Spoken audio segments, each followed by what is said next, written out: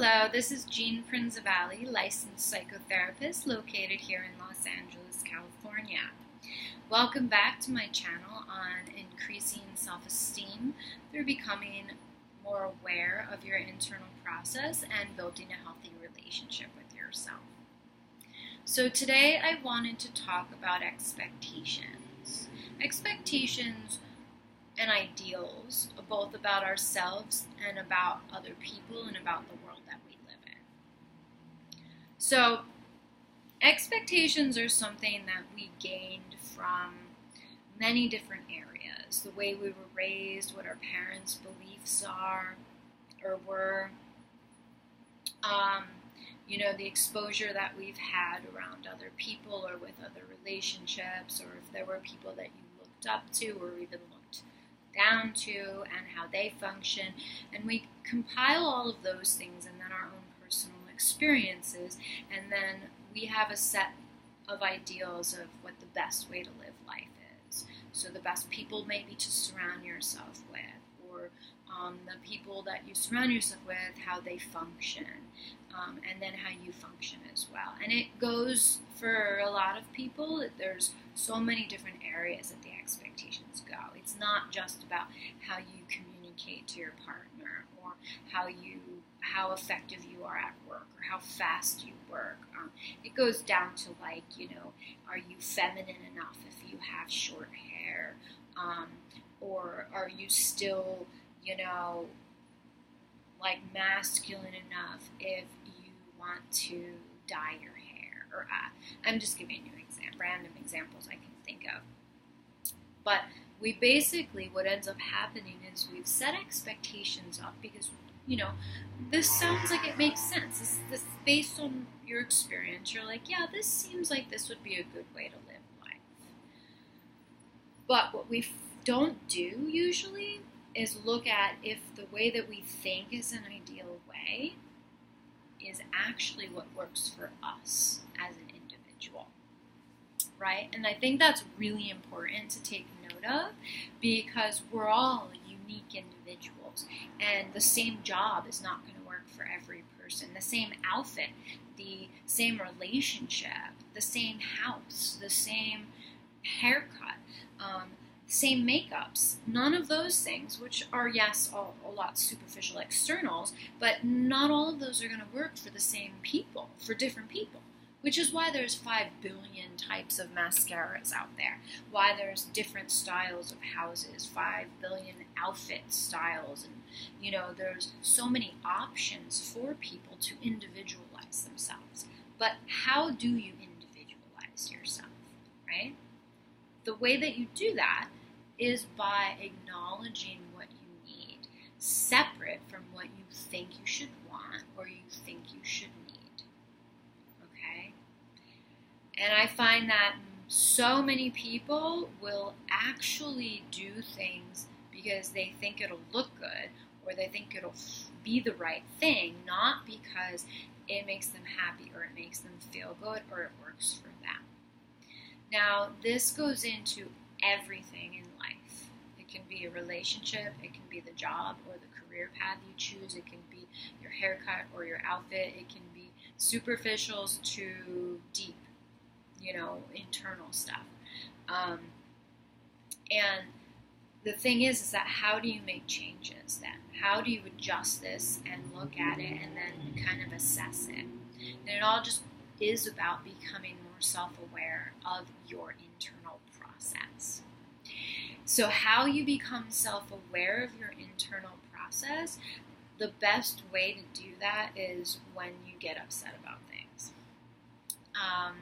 Let's say your boss said to you, reminded you not to be late to work, said, be sure you show up 15 minutes earlier than you usually do because we have a meeting and I need your help with the setup. And then reminds you a few more times, and you get pissed every time. The more and more he says it, Now, why he's saying it, separate from you being pissed, is he may be saying it because he thinks that you're not a good morning person. It's possible. He might be really excited or nervous about this meeting. There might be something really important about it, or he wants to be in communication with you to just make sure you guys are on the same page, right? There's like a whole bunch of reasons as to why your boss may have reminded you like more than once about showing up early for a meeting. You know, and there's a lot of stuff that's probably going on for him. But for you, every time he says it, you're like, does he think I'm an idiot? You're thinking in your head, does he think I'm an idiot? Does he think I'm incapable of showing up 15 minutes early? Maybe he does think I'm an idiot. Maybe I suck at my job. Maybe he's planning on firing me and wants to do it before everyone else gets there. Maybe they're going to embarrass me and fire me in front of the entire staff, and that's why I had to set up to embarrass myself even more. We go to an extreme area as to why that other person might be behaving in that way, right? But at the end of the day, there is usually an agenda, like a personal agenda on the other person's side, meaning it's not anything to do with you and it has to do with them. But a lot of times we take these things personal and we automatically assume that it's attack somehow about us. Okay. Now, for insecurity issues, that'll go back into play into our limited beliefs or our negative internal dialogue. So that'll maybe start kicking in where you start doubting yourself, thinking, well, maybe I'm not going to make it on time. Maybe, maybe I am not very good at my job. Or maybe he thinks I'm a scatterbrain because I can't remember things. Or maybe I actually am a scatterbrain. Maybe I'm not good enough. Maybe I suck. Maybe I'm this or that. Right? So it kind of checks in with you. It clicks in, and all of a sudden you start thinking a lot of things about yourself. A lot of times we turn it around and say, why is he being such a jerk? Or why is he being so unnecessarily making assumptions or that this and that is going to happen?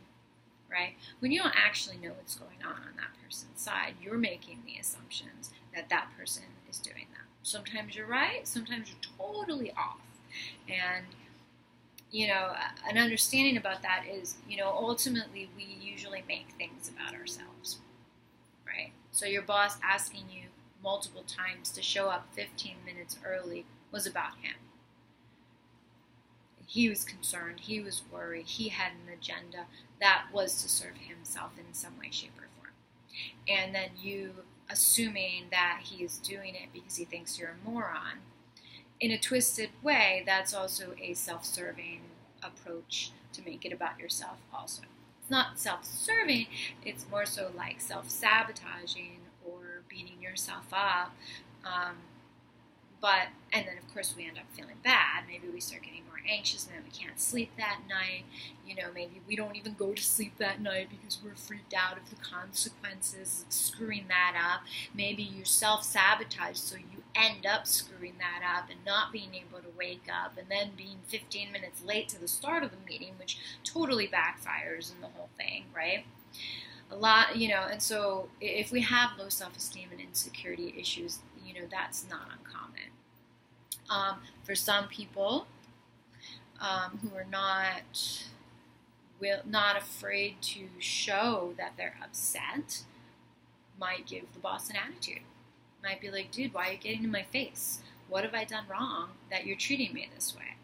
And your boss is blindsided because they're like, I'm reminding you because you asked me to, or I'm reminding you because I'm reminding everybody, or whatever reason it is. But since we always make it about ourselves a lot of times,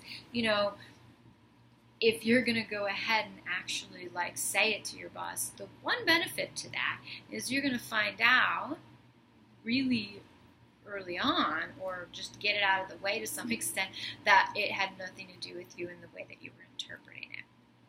Okay, so how does this, what does this have to do with expectations, you ask? Well, a lot of this stuff is intertwined. So I think that part was really important because I think that we have certain expectations of ourselves, right? And the expectations that we have of ourselves is to function in a good way, right? So maybe you want to make a good impression at your job, you want to learn a lot, you want to do a really good job, and you want to be liked by everybody. And you tend to be a little bit, let's just say, a people pleaser. So when someone asks you like 3 or 4 times, are you sure you're going to be able to make it 15 minutes early, even though at the end of the day, you already have a hard time making it to work on time because you're not an early morning riser person and you don't function well in the morning, but you're so much of a people pleaser that you're going to put aside your needs and focus on your boss and put his needs or the job's needs first. Now, don't get me wrong, when you have a job, sometimes you kind of have to put their needs before yours, but it's still important to acknowledge what your needs are, because then there are going to be times where they're going to ask you to do things where it's just not going to be within your power to do it, right? And so they may be hoping and or expecting that you're going to do that, when in reality, if you were to, that would be you bending over backwards, and you've been doing that so much, right? And so when we give people what they're hoping for, what we think they're expecting of us, we tend to expect more of ourselves than what's possible or realistic, or we end up pushing ourselves past our comfort zone, or we end up pushing ourselves just too far, and maybe we're now resentful and angry and frustrated, right? And that's all because we sometimes need to set boundaries, because people are always going to ask things of us, always, right?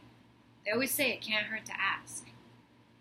It literally is not going to hurt if you say, hey, do you guys want to carpool to work today? The worst case scenario is the person says, nah, that's not going to work for me. Best case scenario is the other person to be like, yeah, that's a great idea, right? You won't know unless you ask. So your boss is, of course, always going to ask things of you, but you have the choice to say no, okay? A lot of people decide that because they're always asked all of these things, that now people have certain expectations of us. Now, to some extent that's true, because you've created a scenario for yourself where you say yes to everybody, so people may start assuming that you're going to say yes, and so they ask you with that assumption, right? And you can say an assumption and an expectation is in the same realm. But the reality is you can always choose to say no at any point.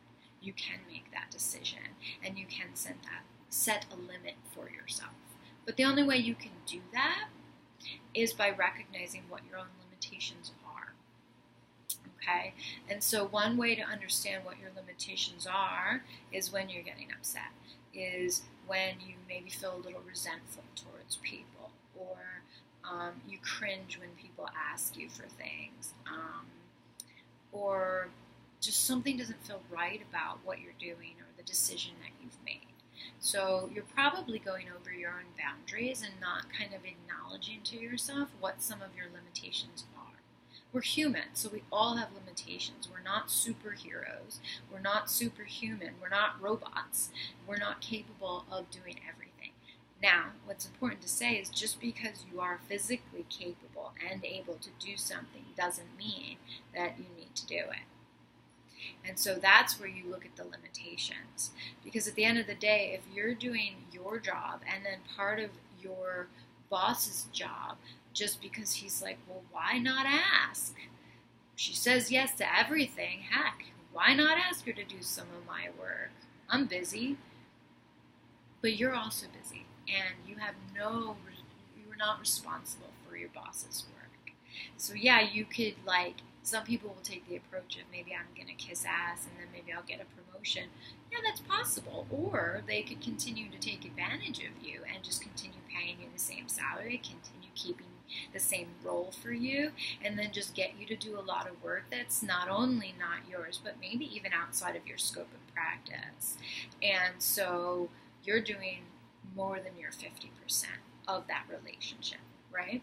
So you're resentful and you're angry because you had a certain hope or expectation and it didn't succeed. You didn't get your way, and now you just feel taken advantage of. Part of it is you taking advantage of yourself in a sense because you're not setting any boundaries for yourself. Because yeah, your boss There's always going to be someone who's going to ask you for something, and they don't know most of the time. A lot of the times, they don't know what's too much for you or what's not too much for you. And the only way they'll find out is by asking, unless you're just going to tell them. But it's also a case-by-case situation. So you may hate cleaning, for example. So when you go to a friend's house and she has a party, or he has a party, they may not ask you to help clean up because they know how much you don't like cleaning. And so there are going to be times where you go to her party and you're like, yeah, I really have no interest in cleaning today. I'm exhausted and all I want to do is sit down, and there's 50 other people here. Someone else can step up and do the cleaning. It doesn't have to be me. And then there are going to be times where you're going to go to these get-togethers and you're going to have no problem cleaning up. In fact, you might even find it kind of cathartic for you.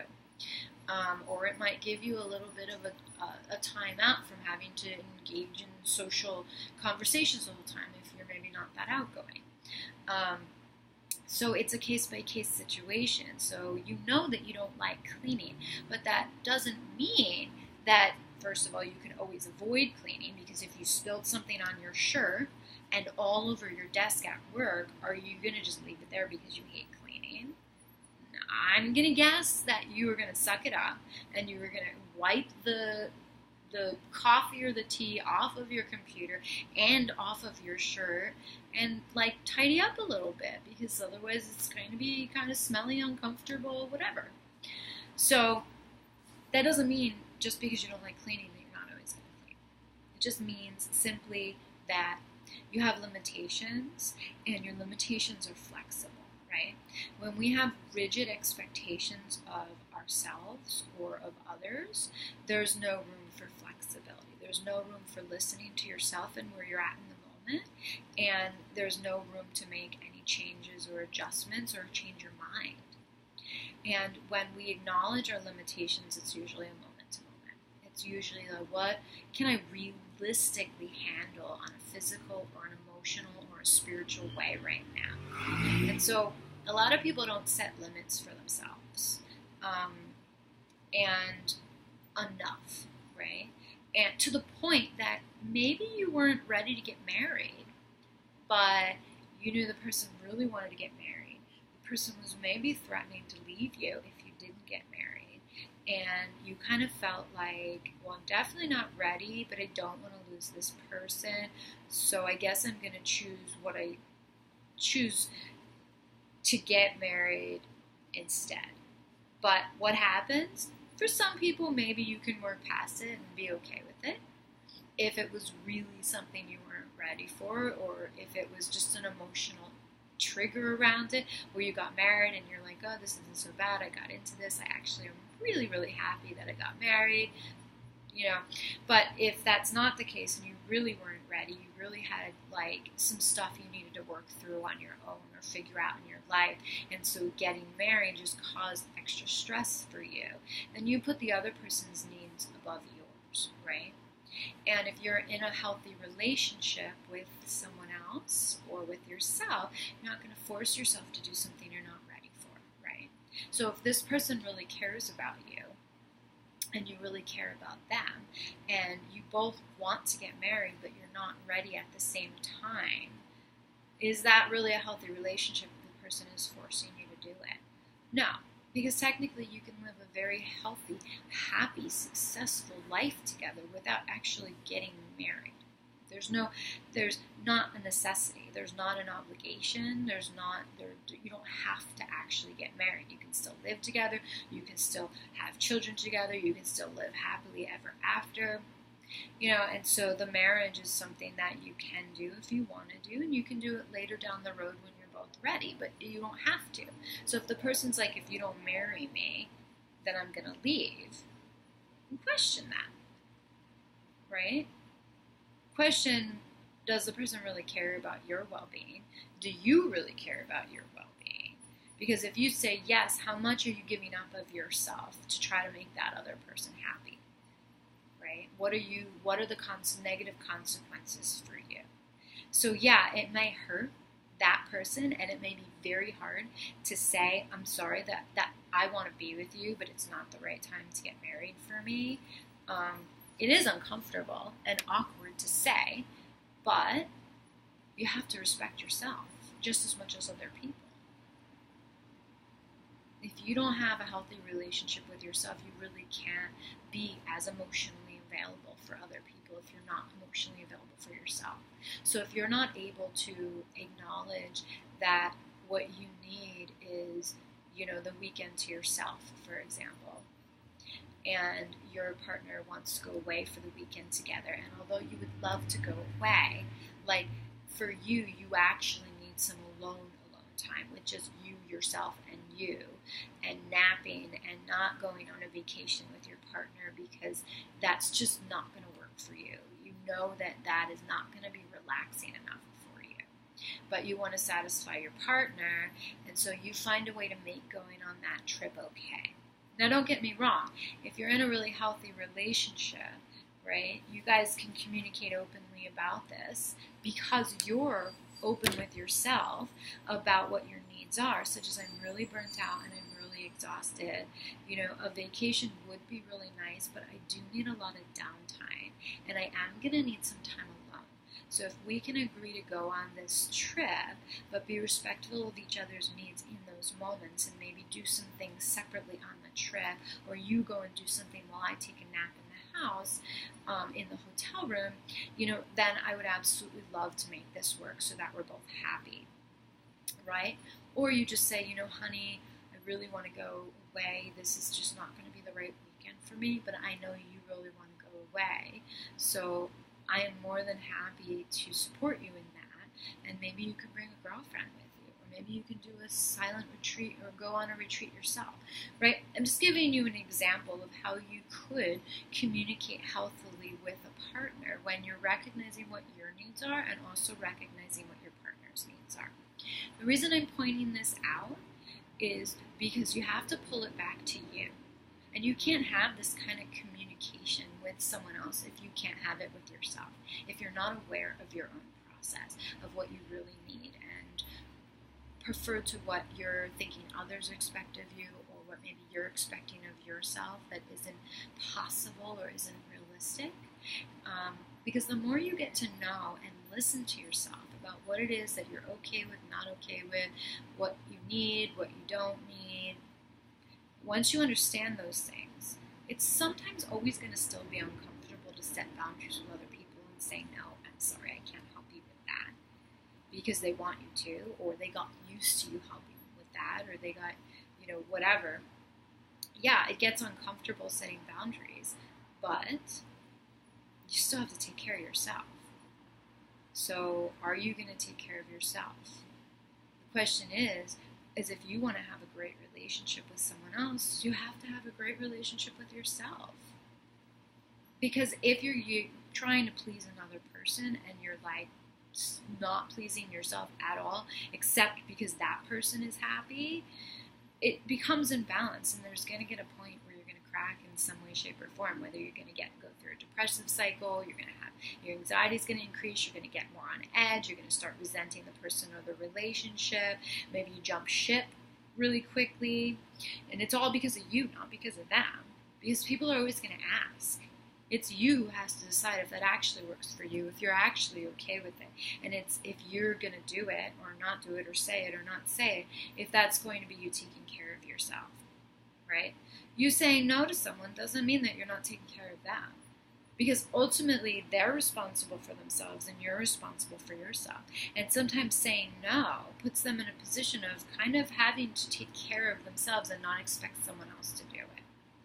Right? I'm just giving you an example, a generalized example. But ultimately, the healthier of a relationship you have with yourself, the more awareness that you have of yourself, the more that you can figure out how to maneuver that. And then you get to try different things to make sure your needs get met.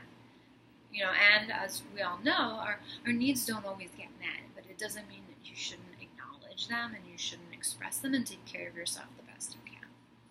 So this was basically today about expectations and limitations and boundaries for yourself, with the goal of having a healthier relationship with yourself, getting to know yourself better, getting to acknowledge yourself, and take care of yourself. And through that, you'll build a healthier, stronger, more confident relationship with yourself. They'll eventually end up being less negative internal dialogue. And then you'll also see improvement in the relationships you have with others. Even if the improvement is just more appropriate boundaries between the two of you, the relationship will ultimately be stronger. So that's apparently what I wanted to talk about today. I hope that you found this valuable. I hope you took some information from this that you can implement into your life, even if it's just focusing on awareness, because that's where it all starts. So even is not even necessarily the right word, but the wonderful step of self-awareness.